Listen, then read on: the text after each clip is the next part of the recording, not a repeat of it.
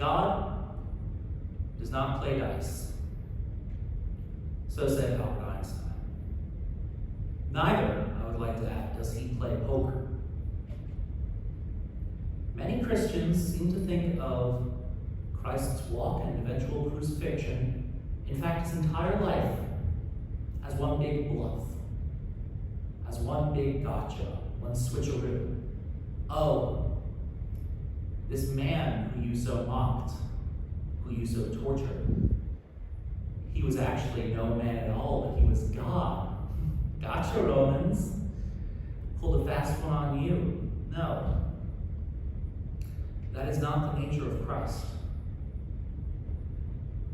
What is beautiful and what is miraculous and what is divine about Christ is that he was truly man and truly God at the same time. Contradictory? Yes. Paradoxical? Yes. But this is the truth. In fact, I might dare to say that there is something essentially non-binary to the nature of Christ. This is what I want to talk to you about today, this Holy Week, and specifically this Ash Wednesday. I believe it is important for us to remember the nature of Christ and what exactly he went through. This is a painting of Jesus Christ that was created in Spain in celebration of the Holy Week. It was derided. They accused the painter of making Christ appear too feminine, almost sexual even, were the accusations leveled against it. Never mind the fact that he was also portrayed as entirely pale-skinned when he was a Palestinian Jew. No, they didn't like seeing Christ, who was both and. But of course, this is his nature. Even going all the way back to medieval iconography, when the wounds of Christ were portrayed literally as vaginas. He was seen as a man, and yet also a mothering presence, also something divinely feminine. Or in this quote from monk Elred of Roubaix, where he describes literally drinking the milk of Christ, spewing from his body, just like the blood spewer, because Christ was a body. This is what made crucifixion so torturous. When one is on the cross, what gets you, what tortures you, is the fact that your body has weight.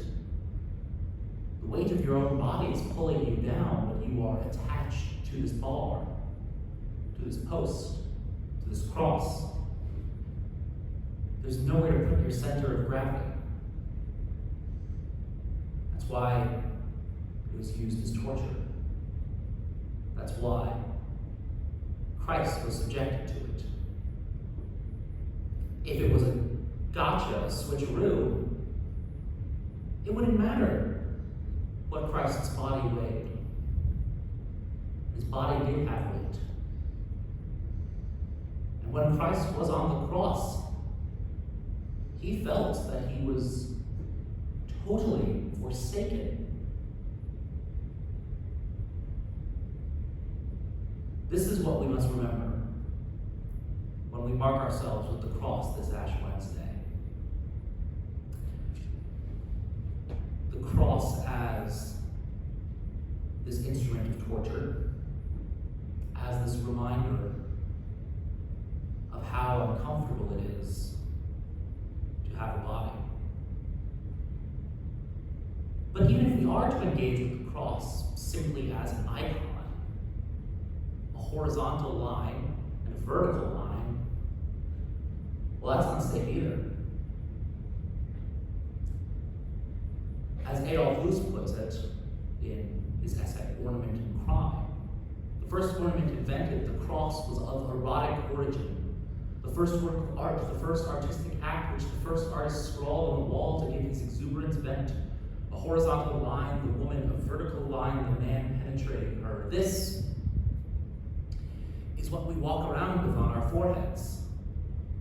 This image of the horizontal and the vertical at the same time. And when Christ was on the cross, what tortured him so was there was no place to put his center of gravity in between those two lines where he was forced to be. He was caught between the horizontal and the vertical. He was caught between the divine and the human. And what the miracle was that he was both.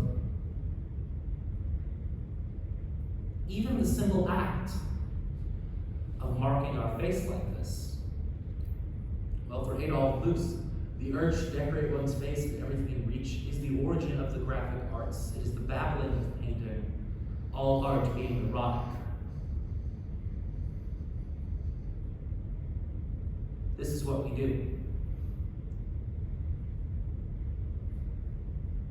I myself will gladly decorate my face with this icon of simultaneity, this icon of the torture of trying to fit your body between the horizontal and the vertical, this icon of the non-binary.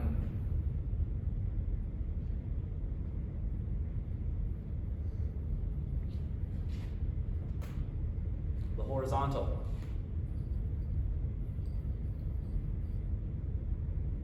And the vertical. When I go out into the world with this mark on my forehead on this Ash Wednesday, I'm certain that I will be asked, "Are you Catholic?" And my answer will be wholeheartedly yes, but with a small c.